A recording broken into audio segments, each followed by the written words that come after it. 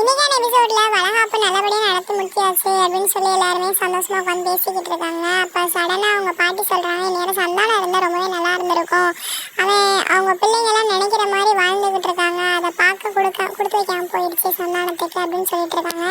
அவங்க அம்மாவுமே உடனே ஆமாத்த, அவர் தான் அந்த பிள்ளைங்களை வளர்க்க அவ்வளோ கஷ்டப்பட்டாரு, இன்னைக்கு அந்த பிள்ளைங்க சந்தோஷமா இருக்கு, அதை பார்க்க கூட அவர் கொடுத்து வைக்கல அப்படின்னு சொல்லிக்கிட்டு இருக்காங்க.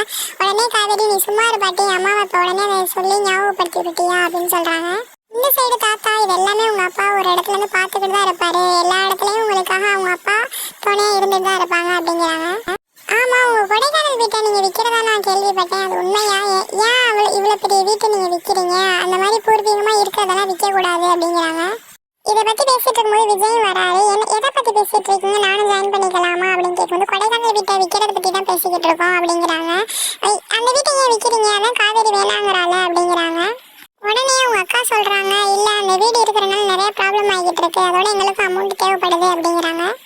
இதான ப்ராப்ளம், நான் வாங்கிக்கிறேன் அந்த வீட்டை, காவேரி பேரில் நான் வாங்கிக்கிறோம், வீடும் எங்ககிட்ட இருக்கிற மாதிரி ஆகும், உங்களுக்கு அமௌண்ட் கிடைச்ச மாதிரி ஆயிரும் அப்படிங்கிறாங்க.